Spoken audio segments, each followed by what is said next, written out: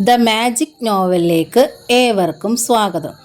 Josy വാഗമറ്റത്തിൻ്റെ ദ്രാവിഡൻ part 6. മാധവൻ്റെ മകൻ പ്രസാദിന് ചുറ്റും ചെറുപ്പക്കാരുടെ ഒരു സംഘമുണ്ടായിരുന്നു. പോലീസ് വെറുതെ വിട്ടാലും നമ്മളാരും അവന് വെറുതെ വിടാൻ പോകുന്നില്ല, പ്രസാദ് ആവേശത്തോടെ പറഞ്ഞുകൊണ്ടിരുന്നു. മുത്തോലിക്കലെ ബേബിയുടെ ജീവന് കണക്ക് തീർക്കുക തന്നെ ചെയ്യും. കയ്യും കാലും നഷ്ടപ്പെട്ട കുഞ്ഞിക്കുട്ടിയെയും ജോണിക്കുട്ടിയെ നമുക്കാർക്കും മറക്കാൻ പറ്റില്ല. അവൻ്റെ കയ്യും കാലും തലയും വെട്ടി അരിഞ്ഞിട്ട് വേണം നമ്മൾ അതിന് പകരം വീട്ടാൻ. അടുത്ത തവണ അവൻ രക്ഷപ്പെടാൻ ഒരു പഴുതും കൊടുക്കരുത്, അറക്കലെ സേവ്യർ പറഞ്ഞു. ഫിലിപ്പോസ് മുതലാളിയുണ്ട് എന്തു സഹായത്തിനും, പിന്നെന്തിനാ പേടിക്കുന്നേ? നിർത്തട പട്ടികളെ, ബഷീറിൻ്റെ കടയിൽ നിന്ന് ഇറങ്ങി വന്ന മണിമല മത്തായി ആക്രോശിച്ചു. കുറേ നേരം ആയല്ലോടാ കോരയ്ക്കാൻ തുടങ്ങിയിട്ട്. എന്താ ചേട്ടാ കാര്യം? ചേട്ടനെന്താ പെട്ടെന്നങ്ങ് ചൂടാകുന്നേ? സേവ്യർ ചോദിച്ചു. എടാ, ആണുങ്ങളായ നേര് നെറിയും വേണം. നീയൊക്കെ കൂടി എന്തായിരുന്നടാ ഈ കുരിശുമൂട് കവലയിൽ പറഞ്ഞു വരുത്തിയത്? രാരിച്ചൻ നിങ്ങളെ ഒളിച്ചിരുന്ന് ആക്രമിച്ചെന്ന്, പടക്കമെറിഞ്ഞ് മുത്തോലിക്കൽ ബേബിയെ കൊന്നെന്ന് അല്ലേടാ? അത് വിശ്വസിക്കാനും കലി ഇളകി അവനെതിരെ പോർ വിളിക്കാനും കുറെ നാട്ടുകാരും. അതിനിപ്പോ എന്നാ പറ്റി? പ്രസാദ് മത്തായിയുടെ നേരെ നെറ്റി ചുളിച്ചു. അവൻ നിങ്ങളെയല്ല, നിങ്ങൾ അവനെയാണ് പടക്കമെറിഞ്ഞ് കൊല്ലാൻ നോക്കിയെന്ന് പോലീസ് അടക്കം സകലരും അറിഞ്ഞില്ലേടാ? രാരിച്ചനെ കൊല്ലാൻ അന്ന് നിന്റെ വീട്ടിൽ വെച്ച് ഗൂഢാലോചന നടത്തിയപ്പോഴേ ഞാൻ പറഞ്ഞതല്ലേ വേണ്ടാന്ന്. അന്ന് ഒരുത്തനും കേട്ടില്ല. ഒരുത്തനെ കൊലയ്ക്ക് കൊടുക്കുകയും 2 പേരുടെ കൈയും കാലും നഷ്ടപ്പെടുത്തുകയും ചെയ്തിട്ടും നിനക്കൊന്നും തൃപ്തിയായില്ല അല്ലേടാ? നഷ്ടപ്പെട്ട ജീവനോ ചിതറിപ്പോയ കൈയും കാലും തിരിച്ചു കൊടുക്കാൻ ഈ ജന്മം മുഴുവൻ പയറ്റിയാൽ പറ്റുമോടാ നിന്നെക്കൊണ്ട്? അതിനാരും മറുപടി പറയില്ല. താൻ കുഴിച്ച കുഴിയിൽ താൻ തന്നെ വീണിട്ട് ആരാനോട് പ്രതികാരം ചെയ്യുമത്രേ. ചോപ്പ് കണ്ട കാളയെ പോലെ ചെറുകൾക്ക് ചോര കണ്ടപ്പോരെ ഇളക്കം. മാനം മര്യാദയ്ക്ക് അവനൊരു കാര്യം നോക്കി ജീവിച്ചാൽ അതാ നിനക്കൊക്കെ നല്ലത്. അതും പറഞ്ഞ് മത്തായി റോഡേ കൂടി നടന്നുപോയി. രാരിച്ചൻ്റെ വീട്ടിൽ ശ്മശാന മൂകതയായിരുന്നു. എന്തൊക്കെയാണ് സംഭവിച്ചെന്നോ ഇനി സംഭവിക്കാൻ പോകുന്നത് എന്താണെന്നോ ആർക്കുമില്ല നിശ്ചയം. ത്രേസ്യാമ്മയും പെൺമക്കളും എന്ത് ചെയ്യണമെന്നറിയാതെ ഉഴറുകയായിരുന്നു. ഇന്നലെ പാതിരയ്ക്ക് രാരിച്ചൻ ദേഹത്തങ്ങിങ്ങു മുറിവുകളുമായി ചോര പുരണ്ട് കീറിപ്പറഞ്ഞ വേഷത്തിൽ വീട്ടിലേക്ക് കയറി വന്നപ്പോഴുണ്ടായ നടുക്കം ഇനിയും മാറിയിട്ടില്ല. പച്ചക്കാനത്ത് വെച്ച് ഒരു സംഘം ആളുകൾ തന്നെ കൊല്ലാൻ ശ്രമിച്ചെന്നും കഷ്ടിച്ച് രക്ഷപ്പെട്ടെന്നും മാത്രമേ അവൻ അവരോട് പറഞ്ഞുള്ളൂ. റോഡിൽ വലിയ സ്ഫോടനമുണ്ടാവുകയും ആരുടെയൊക്കെയോ നിലവിളികൾ കേൾക്കുകയും ചെയ്തപ്പോൾ ആക്രമണ സംഘം ചിതറി. ആ തക്കം നോക്കി അവൻ രക്ഷപ്പെടുകയായിരുന്നത്രേ. അമ്മയും പെൺമക്കളും അവനെ ഒരുപാട് നിർബന്ധിച്ചതാണ്. രാരിച്ച മോനെ, നീ നാട് വിട്ട് എങ്ങോട്ടെങ്കിലും പോ, രാത്രി തന്നെ പൊയ്ക്കോ, ഞങ്ങൾ ഇവിടെ എങ്ങനെയെങ്കിലും കഴിഞ്ഞോളാം. എന്നാൽ രാരിച്ചൻ അതിന് തയ്യാറായില്ല. ഞാനൊരു തെറ്റും ചെയ്തിട്ടില്ലമ്മേ. ഇവിടുന്ന് രായ്ക്ക് രാമായണം ഞാൻ ഒളിച്ചോടിയാൽ ഞാനാണ് അവരെ കൊല്ലാൻ ശ്രമിച്ചതെന്ന് അവർ പറഞ്ഞു വരുത്തും. ജീവിതകാലം മുഴുവൻ പോലീസിനെ പേടിച്ച് ഏതെങ്കിലും നാട്ടിൽ പാത്ത് പതുങ്ങി ജീവിക്കേണ്ടി വരും. വേണ്ട. ശത്രുക്കൾ തൻ്റെ മകൻ്റെ നേർക്കെറിഞ്ഞ പടക്കം പൊട്ടാതിരുന്നതും അവൻ ജീവനോടെ രക്ഷപ്പെട്ടതും ദൈവാധീനം കൊണ്ട് മാത്രമാണെന്ന് ത്രേസ്യാമ്മ കരുതി. ഇനിയും അവൻ പാലക്കരയിൽ ജീവിച്ചാൽ ഇതൊക്കെ ആവർത്തിക്കപ്പെടും. എതിരാളികൾക്ക് വൈരാഗ്യം വിരട്ടിക്കാനേ വഴിയുള്ളൂ. മോളി അവൻ്റെ മുറിവുകൾ കഴുകിക്കെട്ടാനും മറ്റും തുരിഞ്ഞപ്പോൾ അവൻ വിലക്കി. വേണ്ട, നാളെ പോലീസ് വരും, അന്നേരം എന്നെ കൊല്ലാൻ ശ്രമിച്ചതിന് തെളിവ് വേണമല്ലോ. ചോര പുരണ്ട് കീറിപ്പറഞ്ഞ വേഷത്തോടെയാണ് അവൻ കിടന്നുറങ്ങിയത്. ത്രേസ്യാമ്മയും പെൺമക്കളും ആദിയോടെ രാത്രി മുഴുവൻ പ്രാർത്ഥനയും കണ്ണീരുമായി ഉറക്കമിളച്ചിരുന്നു. രാരിച്ചൻ പറഞ്ഞതുപോലെ തന്നെ രാവിലെ പോലീസ് സംഘം അവനെ വിലങ്ങ് വെച്ച് അടിച്ചും ചവിട്ടിയും തെറി കൊണ്ട് അഭിഷേകം നടത്തിയും റോഡിൽ കിടന്ന് ജീപ്പിനരികിലേക്ക് നടത്തിക്കൊണ്ടു പോവുകയും ചെയ്തു. രാരിച്ചൻ എന്താണ് പറയാനുള്ളതെന്ന് കേൾക്കാൻ പോലും അവർ തയ്യാറായില്ല. പിന്നീടാണ് ബേബിച്ചൻ കൊല്ലപ്പെട്ട വിവരവും കുഞ്ഞിക്കുട്ടിക്കും ജോണിനും കയ്യും കാലും നഷ്ടപ്പെട്ട വിവരവും ത്രേസ്യാമ്മ അറിഞ്ഞതും. അതോടെ അവർ തളർന്നുപോയി. രാരിച്ചനെ ഒളിച്ചിരുന്ന് പടക്കമെറിഞ്ഞ് കൊലപ്പെടുത്തിയെന്നായിരുന്നു ജനസംസാരം. തൻ്റെ മകൻ കൊലക്കുറ്റത്തിന് ഉത്തരം പറയേണ്ടി വരുമെന്ന് അമ്മയ്ക്കും മക്കൾക്കും ഉറപ്പായി. എല്ലാ കുറ്റവും അവനിൽ അടിച്ചേൽപ്പിക്കപ്പെടും. അവനെ രക്ഷിക്കാനോ അവന് വേണ്ടി വാദിക്കാനോ ആരും ഉണ്ടാകില്ല. അവൻ്റെ ജീവിതം ഇതോടെ തീർന്നു. രാരിച്ചനോടുള്ള പക തീർക്കാൻ നാട്ടുകാർ എപ്പോഴാണ് തങ്ങളുടെ മേൽ ചാടി വീഴുകയും ഈ വീട് ചുട്ടരിക്കുകയും ചെയ്യുന്നെന്ന് ഭയന്നിരിക്കുകയായിരുന്നു അവർ. മരണ വീട്ടിലെന്ന പോലെ ഒരു മൂകതയും ദുഃഖവും അവിടെ തളം കെട്ടിയിരുന്നു. മുറ്റത്താരോ ചുമയ്ക്കുന്നത് കേട്ട് ത്രേസ്യാമ്മ ആശങ്കയോടെ തിണ്ണയിലേക്ക് ഇറങ്ങിച്ചെന്നു. ഒരു യുവാവ് മുറ്റത്ത് നിൽക്കുന്നതാണ് അവർ കണ്ടത്. അയാൾ തങ്ങളെ ഉപദ്രവിക്കാൻ വന്നതാണോ എന്ന ഭീതിയോടെ ത്രേസ്യാമ്മ അയാളെ നോക്കി. എന്നെ അറിയോ? മണിമല മത്തായിയാ ഞാൻ. ത്രേസ്യാമ്മ വെറുതെ തലയാട്ടി. നിങ്ങളാരും പേടിക്കണ്ടെന്ന് പറയാനാ ഞാൻ വന്നത്.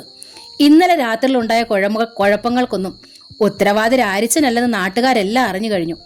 അവരെല്ലാം കൂടി രാരിച്ചനെ കൊല്ലാൻ ശ്രമിച്ചപ്പോൾ അബദ്ധത്തിൽ പടക്കം പൊട്ടി സംഭവിച്ചതാണെന്ന് അവർ ദേശീയാമ്മയുടെ ഹൃദയത്തിൽ ഉളവാക്കിയ വികാരങ്ങൾ വിവരണാതീതമായിരുന്നു. നീറുന്ന ഹൃദയത്തിനു മീതെ ഒരു തലോടൽ പോലെ, കൊടും ചൂടിൽ വെന്ത് കരിയുന്ന മരുഭൂമിയിൽ ഒരിറ്റ് കുളിർജലം പോലെ, ദൈവത്തിൻ്റെ സ്വാന്തനം പോലെ. ഇന്നോളം തങ്ങളെ വെറുക്കുകയും ശപിക്കുകയും ചെയ്ത നാട്ടുകാർക്കിടയിൽ നിന്ന് ഒരാൾ തങ്ങൾക്ക് വേണ്ടി സംസാരിക്കാൻ എത്തിയിരിക്കുന്നു. വിഷമിക്കണ്ട, രാരിച്ചൻ തിരിച്ചു വരും, പോട്ടെ. മണിമല മത്തായി തിരിഞ്ഞു നടന്നു.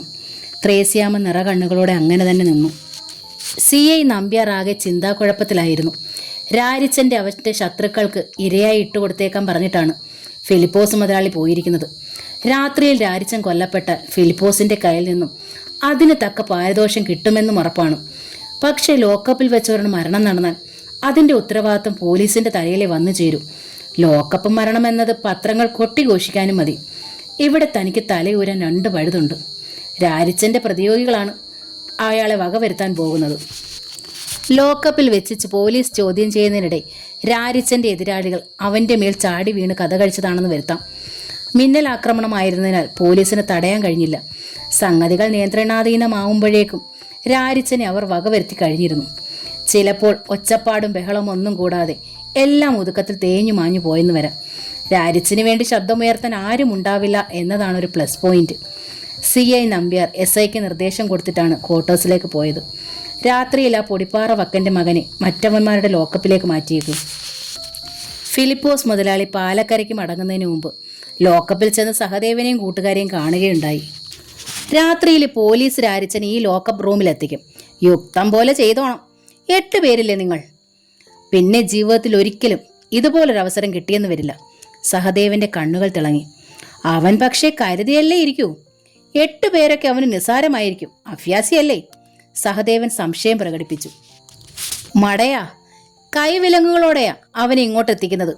എത്ര വലിയ അഭ്യാസിയാണെങ്കിലും കൈ വിലം കൊണ്ടെങ്കിൽ എന്ത് ചെയ്യാനൊക്കും? അതും 8 പേരോട്. അവൻ ബഹളം വെച്ചാലോ? പോലീസുകാർ ഓടിക്കൂടില്ലേ? എന്ത് ബഹളമുണ്ടായാലും ഒരൊറ്റ പോലീസുകാരൻ ഇങ്ങോട്ട് തിരിഞ്ഞു നോക്കില്ലെന്ന് ഉറപ്പു തരാം. അതുപോരെ? പക്ഷേ ലോക്കപ്പിൽ വെച്ച് കൊന്നാൽ അതൊരു ഒന്നാന്തരം തെളിവല്ലേ? ഞങ്ങളാണ് അവനെ കൊന്നതെന്ന് ഞങ്ങൾ 8 പേരും തൂങ്ങേണ്ടി വരില്ലേ? രക്ഷപ്പെടാൻ യാതൊരു പഴുതുമില്ലല്ലോ. അതേസമയം പുറത്ത് വെച്ചാണെങ്കിൽ കള്ളത്തളവുണ്ടാക്കി രക്ഷപ്പെടാം. ഈ പന്നിക്ക് താൻ വിചാരിച്ചതിനേക്കാൾ ബുദ്ധിയുണ്ടല്ലോ എന്ന് ഫിലിപ്പോസ് ഓർത്തു. എടാ മണ്ട, ലോക്കപ്പ് മരണത്തിന് ആരാ ഉത്തരവാദി? ആരാ? പോലീസ്, അല്ലാതാര്? ഫിലിപ്പോസ് മുതലാളി 4 പാട് നോക്കിയിട്ട് ശബ്ദമടക്കി പറഞ്ഞു. കേസ് കോടതി വരുമ്പോൾ നിങ്ങൾ ഒറ്റക്കെട്ടായിട്ട് നിന്നാ മതി. രാരിച്ചനെ പോലീസുകാർ മർദ്ദിച്ചു കൊന്നിട്ട് ആ കുറ്റം നിങ്ങളുടെ മേൽ കെട്ടിവെക്കാൻ വേണ്ടിയിട്ട് ശവം നിങ്ങളുടെ ലോക്കപ്പ് റൂമിൽ കൊണ്ടു തള്ളിയതാണെന്ന് പറഞ്ഞാൽ പോരെ? നിങ്ങൾ ചെന്ന് നോക്കുമ്പോൾ അവൻ ശവമായി കഴിഞ്ഞിരുന്നെന്ന് കാച്ചിയേക്കണം. ബാക്കിയൊക്കെ വക്കീല് ചെയ്തോളും. പിന്നെ ഞാനില്ലേ നിങ്ങളുടെ കൂടെ? അതൊരു നല്ല ആശയമാണെന്ന് സഹദേവനും തോന്നി. അയാൾ സാവധാനം തലയാട്ടി. എന്നാൽ അങ്ങനെ തന്നെ. ഞാനിപ്പം പാലക്കരയ്ക്ക് തിരിച്ചു പോവുക. നാളെ നേരം വെളുക്കുമ്പോൾ രാരിച്ചൻ്റെ ശ്വാസം ഭൂമിയിലുണ്ടാകരുത്. അത് നിങ്ങളുടെ മിടുക്ക്. ഫിലിപ്പോസ് മുതലാളി പോയി. സഹദേവൻ തൻ്റെ സംഘാംഗങ്ങളെല്ലാം അടക്കത്തിൽ വിളിച്ച് വിവരങ്ങൾ ധരിപ്പിച്ചു. രാരിച്ചനെ ഒതുക്കത്തിൽ തങ്ങളുടെ കയ്യിൽ കിട്ടുന്നതിൽ എല്ലാവർക്കും സന്തോഷമേ ഉണ്ടായിരുന്നുള്ളൂ. പച്ചക്കാനത്ത് റോഡിൽ ചിതറിപ്പോയ ചോരയ്ക്കും നഷ്ടപ്പെട്ട ജീവനും അറ്റുപോയ അവയവങ്ങൾക്കും കണക്ക് തീർക്കാൻ ഒരു സുവർണാവസരം. എങ്ങനെ കൊല്ലണം? ദേവസിക്കെട്ടി ചോദിച്ചു. എല്ലാം മുൻകൂട്ടി നിശ്ചയിക്കണം. ആ സമയത്ത് ഒരു പിഴ പറ്റരുത്.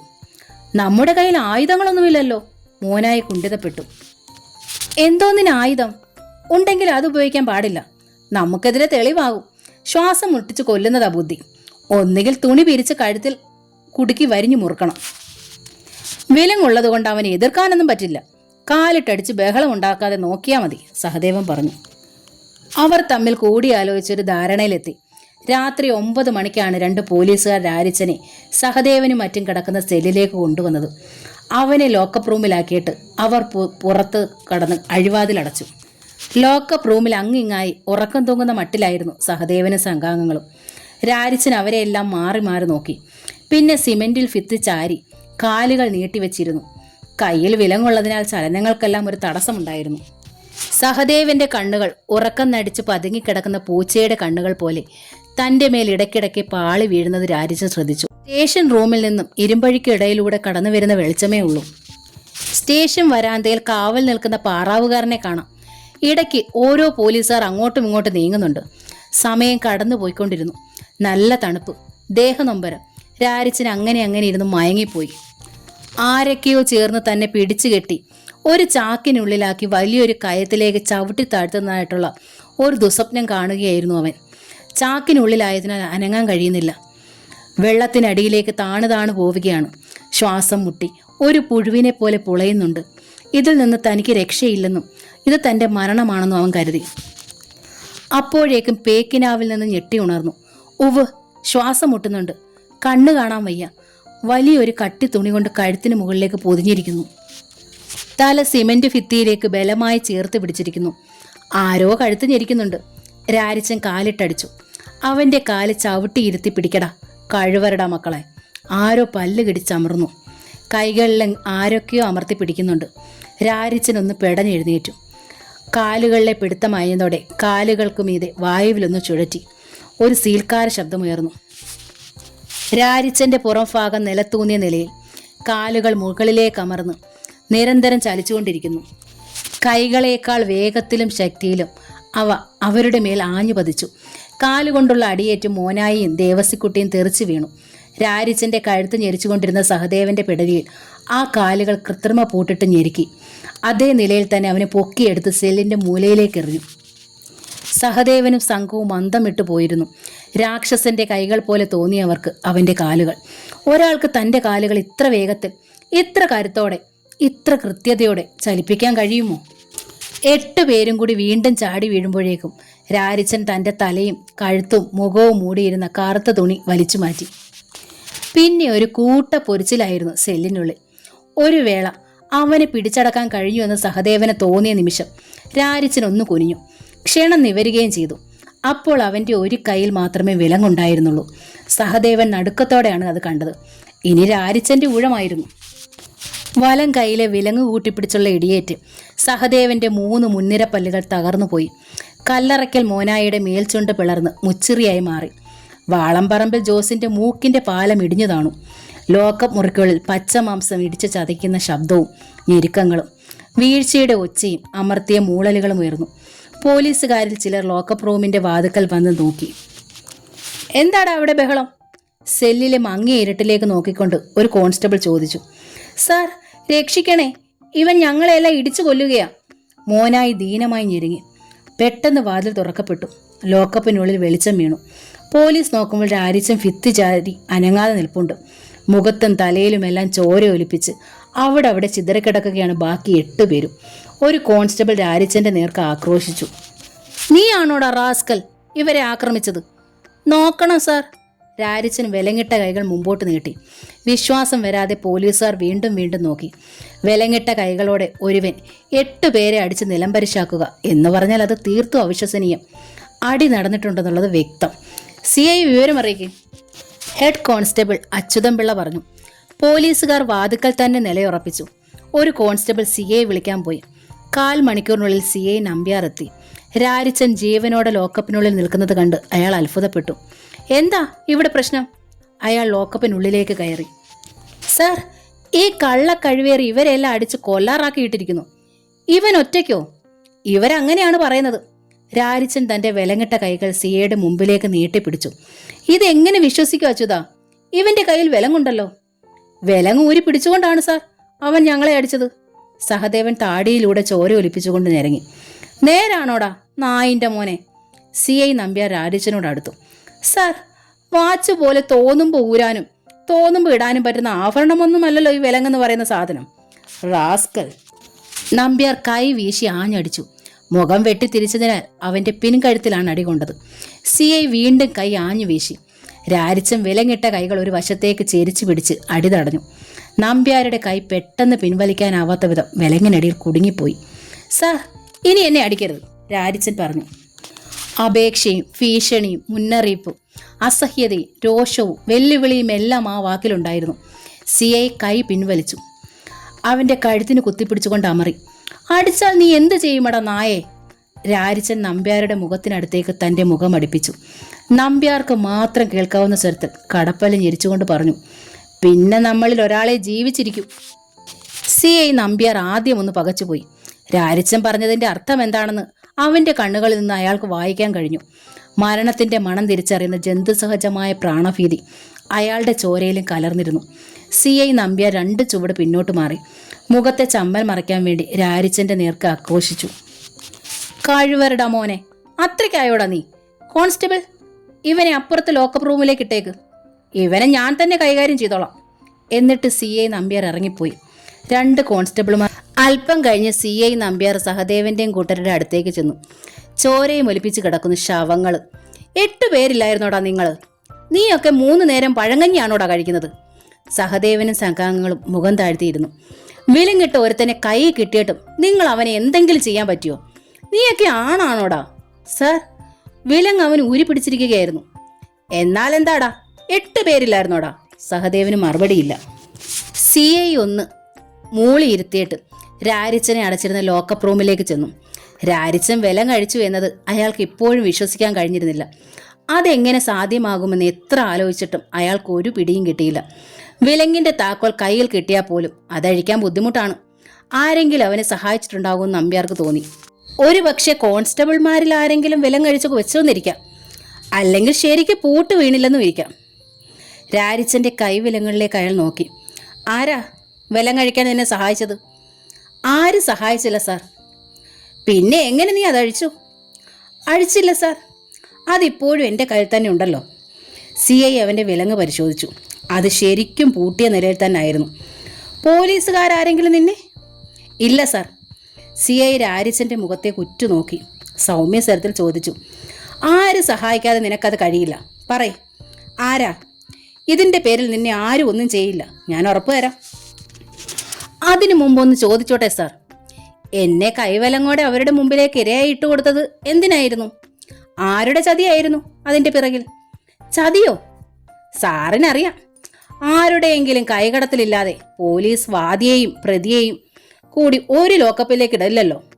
അത്രയും മനസ്സിലാക്കാനുള്ള ബുദ്ധിയൊക്കെ എൻ്റെ തലയിലുണ്ട്. സാറേ, ഫിലിപ്പോസ് മുതലാളിയുടെ പണം പറ്റിക്കൊണ്ട് നിങ്ങൾ പോലീസുകാർ കാണിച്ച പോക്കൃത്തരമല്ലായിരുന്നു സാറേ അത്? റാസ്കൽ, വായടച്ചു വെച്ചോ, മിണ്ടിപ്പോകരുത്. CI നമ്പ്യാരുടെ ശബ്ദത്തിന് വേണ്ടത്ര മൂർച്ചയില്ലായിരുന്നു. രാരിച്ചൻ എത്ര ശരിയായി കാര്യങ്ങൾ ഊഹിച്ചിരിക്കുന്നുവെന്ന് അയാൾ വിചാരിച്ചു. വിലങ്ങ് ഞാൻ ഊരിയത് തന്നെയാ സാറേ. പെണ്ണുങ്ങളുടെ കൈവള പോലെ എനിക്ക് വിലങ്ങും. ദാ ഇതുപോലെ ഞാനതങ്ങ് ഊരും. മുന്നോട്ട് കുനിഞ്ഞ് കൈകൾ ചേർത്ത് പിടിച്ച് തിരിച്ചു വെച്ചുകൊണ്ട് അവൻ പറഞ്ഞു. അവൻ്റെ വലത് കൈയുടെ അസ്ഥികൾ വിലങ്ങിന് പാകത്തിൽ വളഞ്ഞു പിരിഞ്ഞു കൊടുക്കുന്നുണ്ടെന്ന് നമ്പ്യാർക്ക് തോന്നി. തോളെല്ല് വരെ അസ്ഥികളുടെ പുളച്ചിൽ തിരിച്ചറിയാമായിരുന്നു. രാരിച്ചൻ വിലങ്ങൂരി മാറ്റിയ വലങ്കായി ഉയർത്തിക്കാട്ടി. എന്നിട്ട് ഇതുപോലെ ഇടുകയും ചെയ്യും. വിലങ്ങിനുള്ളിലേക്ക് കൈകടത്താൻ അവൻ കൂടുതൽ സമയമെടുത്തു. CI നമ്പ്യാർ അത്ഭുതത്തോടെ നോക്കി നിൽക്കുകയായിരുന്നു. 7 പൂട്ടിട്ട് പൂട്ടിയാലും ഊരും സാറേ. എൻ്റെ അപ്പൻ പൊടിപ്പാറ വെക്കാൻ പഠിച്ച അഭ്യാസിയായിരുന്നു. അതൊക്കെ എനിക്ക് കൈമാറി തരുമ്പോൾ ഇങ്ങനൊരാവശ്യം വരുമെന്ന് അന്നൊന്നും ഞാൻ കരുതിയില്ല. കരുതിയിരുന്നെങ്കിൽ വേറെ ചില തൊഴിലുകളും കൂടി പഠിക്കാമായിരുന്നു. നീ എത്ര വലിയ അഭ്യാസി ആയാലും കൊള്ളാം. ഞാൻ വിചാരിച്ചാൽ നിന്നെ ഇനി പുറം ലോകം കാണിക്കാതെ ഈ ലോക്കപ്പിനകത്ത് തന്നെ വെച്ച് വകവരുത്താൻ പറ്റും. സാറിന് പറ്റും. ഇവിടുന്ന് തിരിച്ചു ചെല്ലാമെന്ന് ആർക്കും ഞാൻ വാക്കു കൊടുത്തിട്ടില്ല. കൊല്ലാനും ചാകാനും മടിയില്ലാത്തവന് പേടിയില്ല സാറേ. CI നമ്പ്യാർ അല്പനേരം കൂടി അവനെ നോക്കി നിന്നു. നിനക്കെന്തായാലും ദൈവം ദീർഘായുസ് വിധിച്ചിട്ടില്ല. അത്രയും പറഞ്ഞ് നമ്പ്യാർ അമർത്തി ചവിട്ടി ഇറങ്ങിപ്പോയി. രാത്രിയാമങ്ങൾ കടന്നുപോയിക്കൊണ്ടിരുന്നു. രാവിലെ തന്നെ ഫിലിപ്പോസ് മുതലാളി സ്റ്റേഷനിലെത്തി. CI നമ്പ്യാരെ കണ്ട് അയാൾ ആകാംക്ഷയോടെ ചോദിച്ചു, രാരിച്ചൻ്റെ കാര്യം എന്തായി? ഞാൻ ചെയ്യാനുള്ളതൊക്കെ ചെയ്തിട്ടുണ്ട്. എന്നിട്ട് അവന്മാരെ അവൻ അതിനകത്തിട്ട് ഇടിച്ചു നുറുക്കിക്കളഞ്ഞു. അവർ 8 പേരുണ്ടായിട്ടുവോ? 8 എണ്ണം ഉണ്ടെന്ന് പറഞ്ഞിട്ടെന്താ കാര്യം? 8ഉം വെറും ചണ്ണകളാടോ. അവൻ്റെ കയ്യിൽ വിലങ്ങുണ്ടായിരുന്നില്ലേ? വിലങ്ങൊക്കെ അവന് വെറും പുല്ല. എനിക്കിത് വിശ്വസിക്കാൻ പറ്റുന്നില്ല. താൻ ലോക്കപ്പിൽ ചെന്ന് തൻ്റെ ആൾക്കാരോട് ചോദിച്ചു നോക്ക്, അവർ പറയും. ഫിലിപ്പോസ് മുതലാളി ലോക്കപ്പ് റൂമിൽ ചെന്ന് സഹദേവനെയും കൂട്ടുകാരെയും കണ്ടു. എല്ലാവരുടെയും മുഖം കനത്ത ഇടികളേറ്റ് നീര് വെച്ച് ചീർത്തിരുന്നു. നിന്നെയൊക്കെ കാണാൻ നല്ല ചന്തമാണല്ലോടാ. നീയൊക്കെ എന്തിനാടാ ആണാന്നും പറഞ്ഞ് ജീവിച്ചിരിക്കുന്നേ? എല്ലാവരും മുഖം കുനിച്ചു. 8 തടിയന്മാരുടെ മുമ്പിലോട്ട് ഒരു പുഴുവിനെ പോലെ എടുത്തിട്ട് തന്നതല്ലേടാ അവനെ. എന്നിട്ട് അവൻ്റെ ഒരു രോമം പറിക്കാൻ പോലും നിന്നെ കൊണ്ടൊന്നും പറ്റിയില്ലല്ലോടാ. സഹദേവനും കൂട്ടുകാർക്കും മറുപടിയില്ലായിരുന്നു. നിന്നെയൊക്കെ കൂട്ടുപിടിച്ച് എന്നെ വേണം തൊഴിക്കാൻ. ഫിലിപ്പോസ് മുതലാളി കലി പൂണ്ട് ഇറങ്ങിപ്പോന്നു. അയാൾ CI നമ്പ്യാരെ കണ്ട് ചോദിച്ചു, ഇനി എന്ത് ചെയ്യാനാ പ്ലാൻ? ഫിലിപ്പോസ് തന്നെ പറ, എന്ത് ചെയ്യണം? അവനെ തളയ്ക്കാൻ വകുപ്പൊന്നുമില്ലേ നിങ്ങളുടെ നിയമത്തിൽ? അവൻ ആനയൊന്നും അല്ലല്ലോ തളയ്ക്കാൻ. മനുഷ്യൻ വെറി പിടിച്ചു നിൽക്കുമ്പോൾ ഒരുമാതിരി മറ്റേടത്ത് വർത്താനം പറയല്ലേ. ഫിലിപ്പോസിന് ദേഷ്യം ഇരട്ടിച്ചു. എന്ത് ചെയ്യണമെന്ന് താൻ പറ. രാരിച്ചൻ ഇപ്പോൾ വാദിയാണ്, മറ്റുള്ളവർ പ്രതികളും. വാദിയെ ശിക്ഷിക്കാനും പ്രതികളെ വെറുതെ വിടാനും നിയമപുസ്തകത്തിൽ വകുപ്പൊന്നും കാണുന്നില്ല. വാദിയെ പ്രതിയാക്കുകയും പ്രതിയെ വാദിയാക്കുകയും ചെയ്യുന്ന മാജിക്കുകാരല്ലേ നിങ്ങൾ പോലീസുകാർ. നിങ്ങളുടെ പുന്നാരമോളല്ലേ എല്ലാം പൊളിച്ചത്. എന്നിട്ട് എന്നോട് കുറിച്ചിട്ട് എന്താ കാര്യം? തൻ്റെ ഇഷ്ടം പോലെ ചെയ്യും. അവനെ വകവരുത്താനാണെങ്കിൽ അത് താൻ തന്നെ ചെയ്യുന്നതാ ബുദ്ധി. ആ നാട്ടുകാർ പന്നന്മാരെ വിട്ടുകളാ. അവന്മാരെ കൊണ്ട് ചുക്കിനും ചുണ്ണാമ്പിനും കൊള്ളത്തില്ല. പൊടിപ്പാറ വക്കനെ കൊന്ന വീരന്മാരാണല്ലോ എന്ന് വിചാരിച്ചാ ഞാൻ അവന്മാരെ കൂട്ടുപിടിച്ചത്. അതവന്മാരുടെ വീര്യം കൊണ്ടല്ലെന്ന് മനസ്സിലായില്ലേ? വക്കൻ്റെ സമയം മോശമായിരുന്നു. ഫിലിപ്പോസ് മുതലാളി മൗനത്തിലാണ്ടു. രാരിച്ചനെ വിട്ടയക്കാതെ നിവർത്തിയില്ല. അവൻ നിരപരാധിയാണെന്ന് തെളിഞ്ഞു കഴിഞ്ഞു. അവനെ വിടുന്നതിന് മുമ്പ് ശരിക്കൊന്ന് കൈകാര്യം ചെയ്തേക്കണം. അത് പിന്നെ പറയണോ? മറ്റവന്മാരുടെ കാര്യത്തിൽ എന്ത് ചെയ്യണം? അവന്മാരുടെ പേരിൽ കേസ് ചാർജ് ചെയ്തിട്ട് ജാമ്യത്തിൽ വിട്ടാൽ മതി. ഒരു കേസ് കിടക്കുന്നത് നല്ലതാ. തല്ലാനൊരു വടി കയ്യിലുണ്ടെങ്കിൽ ഇടയ്ക്കിടയ്ക്ക് ഓങ്ങി പേടിപ്പിക്കാമല്ലോ. അങ്ങനെ ചെയ്യാം, അതാ നല്ലത്. പിന്നെ വേറൊരു കാര്യം പറഞ്ഞോട്ടെ ഫിലിപ്പോസേ. പറ. രാരിച്ചൻ കരുത്തന. അവൻ ഒരുത്തൻ 10 പേരുടെ ഫലം ചെയ്യും. അവനെ കൂടെ നിർത്തുന്നതല്ലേ ബുദ്ധി. പിന്നീട് പലതിനും ഉപയോഗിക്കാം. അതൊന്നും വേണ്ട. പൊടിപ്പാറ വക്കൻ കൂടെ നിന്നിരുന്നതല്ലേ. എന്നിട്ടും അവനെ കൊണ്ട് വലിയ തലവേദനയായിരുന്നു. ചത്തപ്പഴ സമാധാനം കിട്ടിയത്. ഇനി ഒരു തലവേദനയും കൂടി വലിച്ചു വെക്കാൻ വയ്യ. ഫിലിപ്പോസിന്റെ ഇഷ്ടം. ഫിലിപ്പോസ് മുതലാളി അപ്പോൾ തന്നെ പാലക്കരയ്ക്ക് മടങ്ങി. ഉച്ചയ്ക്ക് മുമ്പേ CI നമ്പ്യാർ രാരിച്ചനെയും വിട്ടയച്ചു. വിട്ടയക്കുന്നതിന് മുമ്പ് CI നമ്പ്യാർ രാരിച്ചനെ കൊണ്ട് ചില സ്റ്റേറ്റ്മെന്റുകൾ ഒപ്പിടിയിപ്പിച്ചു.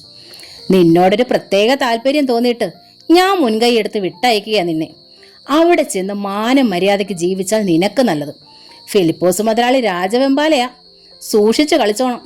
വേറെ ഒരുപാട് മൂർഖന്മാർ പത്തി വിരിച്ച് കാത്തിരിപ്പുണ്ട് ആ നാട്ടിൽ നിന്നെ കൊത്താൻ. രാരിച്ചൻ തലയാട്ടി.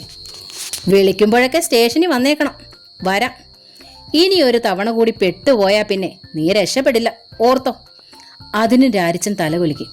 പിന്നെ ആ വിലങ്ങൂരിക്കളയുന്ന വിദ്യ സൗകര്യം കിട്ടുമ്പോൾ എന്നെ കൂടി ഒന്ന് പഠിപ്പിക്കണം. അതെന്തിനാ സാറേ? കള്ളന്മാർക്കല്ലേ വിലങ്ങൂരേണ്ട ആവശ്യമുള്ളൂ. കള്ളന്മാരും പോലീസുകാരും തമ്മിൽ ഒരു ഇരുമ്പഴി വാതിലിൻ്റെ വ്യത്യാസമുള്ളടാ കള്ള നായിൻ്റെ മോനെ. പോ. രാരിച്ചൻ ഇറങ്ങി. അവൻ തടി മില്ലിനടുത്തെത്തി. മില്ലിൽ നിന്ന് ഈർച്ചവാളിൻ്റെ ഒച്ച കേൾക്കാം. രാരിച്ചൻ നേരെ മില്ലിനകത്തേക്ക് കടന്നു. രാരിച്ചൻ വരുന്നത് കണ്ടതോടെ തൊഴിലാളികൾ പെട്ടെന്ന് പണി നിർത്തിവെച്ചു. അവൻ എന്തിനാണ് ഭാവമെന്ന് അവർക്ക് മനസ്സിലായില്ല. തടി പിടിച്ചുകൊണ്ടിരുന്ന വക്ക താഴെയിട്ടിട്ട് കൊമ്പനാനെയും രാരിച്ചനെയും ഒന്ന് നോക്കി. മറ്റൊരു കൊമ്പനെ പോലെ രാരിച്ചൻ കൂസലേനെ നെഞ്ചു വിരിച്ച് തലയെടുത്ത് പിടിച്ച് വമ്പോടെ ആനയുടെ സമീപത്തേക്ക് നടന്നെടുത്തു. ആരാ ഇതിൻ്റെ പാപ്പാൻ? ആരും മിണ്ടുന്നില്ല. നിശബ്ദത. പാപ്പൻ ആരാണെന്ന്? ഞാനാ. പാപ്പാൻ കൊച്ചുനാരായണൻ ഭയത്തോടെ പറഞ്ഞു. എനിക്ക് ആനയുടെ ഭാഷയൊന്നും അറിയാൻ മേല. നടമടക്കാനോ മുട്ടു കുത്താനോ എന്താന്ന് വെച്ചാൽ പറ അതിനോട്. പാപ്പാൻ അന്തം വിട്ടു നിന്നു. തന്നോടല്ലോടോ പറഞ്ഞത്? പാപ്പാൻ ഒന്നിളകി. തോട്ടിയുമായി ആനയുടെ അടുത്ത് എന്ന് നടമടക്കാൻ ആജ്ഞാപിച്ചു. ആന പെട്ടെന്ന് നടമടക്കി. രാരിച്ചന് അതിൻ്റെ മടക്കിയ മുൻകാലിലേക്ക് ചാടി കയറി. കഴുത്തിലെ ചങ്ങലയിൽ പിടിച്ച് ഒറ്റ കുതിപ്പിന് മുകളിൽ കയറിപ്പറ്റി. കാലുകൾ ഇരുവശത്തേക്കും ഇട്ടിരുന്നു. എഴുന്നേറ്റ് നടക്കാൻ പറയാൻ ആനയോട്. രാരിച്ചൻ പാപ്പാൻ്റെ നേർക്ക് ആക്രോശിച്ചു. പാപ്പാൻ ആനയ്ക്ക് സംജ നൽകി. ഈർച്ചമില്ലിലെ പണിക്കാരെല്ലാം അന്തം വിട്ട് നോക്കി നിന്നു. ഫിലിപ്പോസിൻ്റെ മകൾ ജിജി പണിക്കാരനെ കൊണ്ട് ടെറസിൽ ഏതാനും പൂച്ചെട്ടികൾ കൂടി ക്രമമായി വെപ്പിക്കുകയായിരുന്നു. ഒരു ചങ്ങല കിലുക്കം കേട്ട് അവൾ മെല്ലെ റോഡിന് നേർക്ക് മുഖം തിരിച്ചു. ഒരു കൊമ്പനാന റോഡിലൂടെ വീട്ടുമുറ്റത്തേക്ക് കയറി വരുന്നതാണ് അവൾ കണ്ടത്. ആനപ്പുറത്തൊരാൾ ഞെളിഞ്ഞിരിപ്പുണ്ട്. അതാരാണെന്ന് ആദ്യം അവൾക്ക് മനസ്സിലായില്ല. വിസ്മയത്തോടെ അവൾ വീണ്ടും വീണ്ടും നോക്കി. രാരിച്ച്. അവൾ അത്ഭുത പരതന്ത്രയായി. ഇന്നലെ പോലീസ് ഇവിടെ നിന്ന് കയ്യാമം വെച്ച് ജീപ്പിൽ കയറ്റിക്കൊണ്ടുപോയ രാരിച്ചൻ ഇന്നവൻ ചക്രവർത്തിയെപ്പോലെ ആനപ്പുറത്ത് എഴുന്നള്ളി വരുന്നു. രാരിച്ചൻ തന്നെയാണോ അത്? അതെ. അവൾ അത്യാഹ്ലാദത്തോടെ ടെറസിന്റെ വക്കിൽ വന്നു നിന്ന് അവന്റെ നേർക്ക് കൈ ഉയർത്തി. ഹൃദയത്തിൽ എന്തെന്നില്ലാത്ത സന്തോഷവും വെളിച്ചവും ത്രില്ല് നിറഞ്ഞത് അവൾ തിരിച്ചറിഞ്ഞു. തനിക്ക് വളരെ വേണ്ടപ്പെട്ട ഒരാൾ, ബലവാനായ ഒരു ബന്ധു അതിഥിയായി എത്തുന്നത് പോലെയാണ് അവൾക്ക് തോന്നിയത്. പൂമുഖത്ത് ആന നിലയുറപ്പിച്ചു. രാരിച്ചൻ ആനപ്പുറത്ത് എഴുന്നേറ്റ് നിന്നു. ഫിലിപ്പോസേ, കള്ള മുതലാളി, കഴിവേറി, ഇങ്ങോട്ട് ഇറങ്ങി വാടാ. രാരിച്ചന്റെ അട്ടഹാസം ജിജിയെ നടുക്കി. അവൻ വഴക്കിന് വന്നിരിക്കുകയാണെന്ന് അവൾക്ക് ബോധ്യമായി. അട്ടഹാസം കേട്ട് ഫിലിപ്പോസും വിൻസെന്റും പയസും സിറ്റ് ഔട്ടിലേക്ക് വന്നു. മുറ്റത്തെ കാഴ്ച അയാളെ അമ്പരപ്പിച്ചു. തൻ്റെ മില്ലിൽ തടി പിടിക്കാൻ കൊണ്ടുവന്ന ആന, അതിനു മുകളിൽ നിന്ന് ഗർജിക്കുന്ന രാരിച്ചൻ. വാതിലിന്റെ മറവിൽ നിന്ന് ഒളിച്ചു നിൽക്കാതെ ഇങ്ങോട്ട് ഇറങ്ങി വാടാ കള്ള നായെ, പന്ന മുതലാളി. ഈ നാട്ടുകാരെ കൊണ്ട് നീ എന്നെ കൊല്ലിക്കാൻ നോക്കിയില്ലടാ. സ്റ്റേഷനിൽ വെച്ച് പോലീസുകാരെ കൊണ്ട് നീ എന്നെ കൊല്ലിക്കാൻ നോക്കിയില്ലടാ. ചോദിക്കാൻ വന്നതാടാ രാരിച്ചൻ. ഫിലിപ്പോസ് മുതലാളിയുടെ മുഖം ചുവന്നു. ഞരമ്പുകളിൽ കോപാഗ്നി ഉരുൾ പൊട്ടിയെഴുകി. അയാൾ വേഗം അകത്തേക്ക് തിരിഞ്ഞു നടന്നു. കിടക്കറയിൽ ചുമരിൽ കൊളുത്തിയിട്ടിരിക്കുന്ന റൈഫിൾ എടുത്തു. നിറയുണ്ടോ എന്ന് പരിശോധിച്ചു. അനന്തരം തോക്കുമായി തിടുക്കത്തിൽ മുറിവിട്ടിറങ്ങി. പപ്പ, വിൻസെന്റ് ഭയത്തോടെ വിളിച്ചു. ഫിലിപ്പോസ് ആ വിളി കേട്ടില്ല. സിറ്റ് ഔട്ടിൽ നിൽക്കുകയായിരുന്ന പയസിന്റെ നേർക്ക് രാരിച്ചൻ ഗർജിച്ചു. എവിടെ പോയി വിളിച്ചടാ നിന്റെ തന്ത? ആ പന്ന മുതലാളി ഇങ്ങോട്ട് വിളിക്കേ. എനിക്ക് അവനോട് ചില കണക്കുകൾ തീർക്കാനുണ്ട്. ജിജിമോൾ ടെറസിൽ നിന്നുകൊണ്ട് അവന്റെ നേർക്ക് കൈവീശി വിലക്കി. ദൈവത്തെ ഓർത്ത് രാരിച്ചൻ പോ. ഇവിടെ നിന്ന് വഴക്കുണ്ടാക്കരുത്. വിളിക്കേടി നിന്റെ തന്തേ. ആണുങ്ങളെ പോലെ നേർക്ക് വരാൻ പറ. പാലക്കരയിലെ ചില ചെറ്റകളുടെ കൂട്ടുപിടിച്ച് രാത്രിയിൽ എന്നെ പടക്കമെറിഞ്ഞു കൊല്ലാൻ നോക്കിയില്ലേടി നിന്റെ തന്ത. പോലീസിന് കാശ് കൊടുത്ത് എന്നെ വിലങ്ങ് വെപ്പിച്ചിട്ട് അവന്മാരുടെ കൂടെ ലോക്കപ്പിലിട്ടടച്ച് ചതിച്ചു കൊല്ലാൻ നോക്കിയില്ലേടി ആ പരിശ. വിളിക്കവനെ, എനിക്ക് ചോദിക്കണം ഞാൻ അവനോട് എന്ത് ദ്രോഹമാ ചെയ്തതെന്നും. ഫിലിപ്പോസ് മുതലാളി കുഴൽ റൈഫിളുമായി സ്റ്റെയർ കേസ് കയറുകയായിരുന്നു. കാലച്ച കേട്ട് ജിജി തിരിഞ്ഞു. തോക്കുമായി തൻ്റെ പപ്പ ടെറസിലേക്ക് വരുന്നത് കണ്ട് അവൾ സ്തബ്ധയായി. ഫിലിപ്പോസ് മുതലാളി ടെറസിൽ നിന്നുകൊണ്ട് രാരിച്ചൻ്റെ നേർക്ക് തോക്കു ചൂണ്ടി. പപ്പ, അരുത്, ജിജി നിലവിളിച്ചു. രാരിച്ചൻ ആനപ്പുറത്ത് നിന്നുകൊണ്ട് ഫിലിപ്പോസിനെ നോക്കി. ടെറസിൻ്റെ ഒപ്പം ഉയരത്തിലായിരുന്നു അവനും. തോക്ക് കണ്ടാൽ ഞാൻ പേടിച്ചു പോകുമെന്ന് കരുതിയോടാ ചെറ്റേ നീ. ധൈര്യമുണ്ടെങ്കിൽ വെക്കടാ വെടി, രാരിച്ചൻ അലറി. പുറകിൽ നിന്ന് ചതിച്ചു കൊല്ലാതെ നേർക്ക് നേരെ നിന്ന് വെടിവെച്ച് കൊല്ലടാ, അതാണടാ ആണത്തോ. അവൻ ഇരു കൈകൊണ്ടും തൻ്റെ ഷർട്ട് വലിച്ചു കീറി മാറുക. പക്ഷേ നീ ആണാണെങ്കിൽ എൻ്റെ ചോദ്യത്തിന് ഉത്തരം തന്നിട്ടേ വെടിവെക്കൂ. ഞാൻ എന്ത് തെറ്റ് ചെയ്തിട്ടാ എന്നോട് ഈ ചതിയെല്ലാം ചെയ്തത്? എൻ്റെ അപ്പനെ കൊണ്ട് നീ നേടാവുന്നതൊക്കെ നേടി. ചൂഷണം ചെയ്യാവുന്നിടത്തോളം ചെയ്തു. ദ്രോഹപ്രവർത്തികൾ ഒരുപാട് ചെയ്യിച്ചു. അതിൻ്റെ പ്രതിഫലമാണോ ഇത്? അപ്പനെ കൊന്നവർക്കെതിരെ ചെറുവിരൽ പോലും അനക്കാത്ത നന്ദികെട്ട പന്നിയാണ് നീ എന്നറിഞ്ഞോണ്ടാ ചോദിക്കുന്നേ. ഞാൻ എന്ത് തെറ്റ് ചെയ്തു? തോക്കുകൊണ്ട് പറയാമെടാ മറുപടി. ഫിലിപ്പോസിന്റെ വിരൽ കാഞ്ചിയിലേക്ക് നീണ്ടതും ജിജി കുതിച്ചു ചെന്ന് തോക്കിൽ കയറി പിടിച്ചു. പപ്പ, അരുത്. എൻ്റെ മുമ്പിൽ വെച്ച് പപ്പ ഒരു കൊലപാതകം നടത്തരുത്. ഫിലിപ്പോസ് കോപത്തോടെ അവളെ കുതറിച്ചു. അകത്ത് പോയി വാതിലടച്ചിരുന്നോ. അവന്റെ ശവം ഇവിടെ നിന്ന് മാറ്റി കഴിഞ്ഞിട്ട് പുറത്തിറങ്ങിയാൽ മതി. പോടിയകത്ത്. ഇല്ല, എൻ്റെ പപ്പ ഒരു കൊലപാതകയാക്കാൻ ഞാൻ സമ്മതിക്കില്ല. വീണ്ടും അവൾ അയാളുടെ തോക്കിൽ കടന്നു പിടിച്ചു. പിടിവലിക്കിടയിൽ കാഞ്ചിയിൽ വിരലമർന്നു. ദിക്കുകളെ നടുക്കിക്കൊണ്ട് ഒരു വെടി ശബ്ദമുണ്ടായി. മരങ്ങളിൽ നിന്ന് പക്ഷികൾ കൂട്ടത്തോടെ ചിറകടിച്ചുയർന്നു.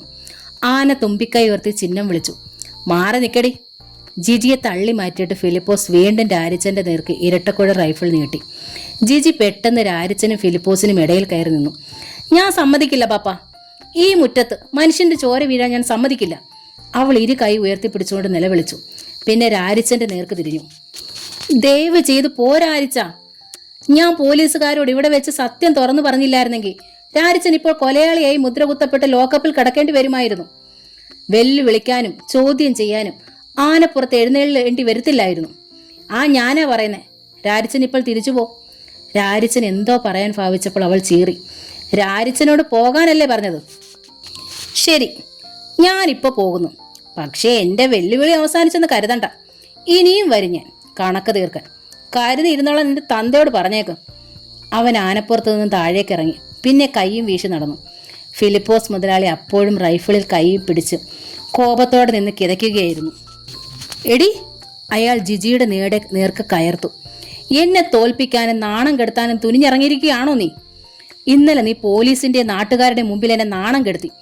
ഇന്ന് ഈ മുറ്റത്ത് നിന്ന് എന്നെ ചീത്ത വിളിച്ച ആ തെണ്ടിയെ നീ വെറുതെ വിട്ടയച്ചു. പപ്പയെ തോൽപ്പിക്കാനല്ല, രക്ഷിക്കാൻ ഇറങ്ങിയതാ ഞാൻ.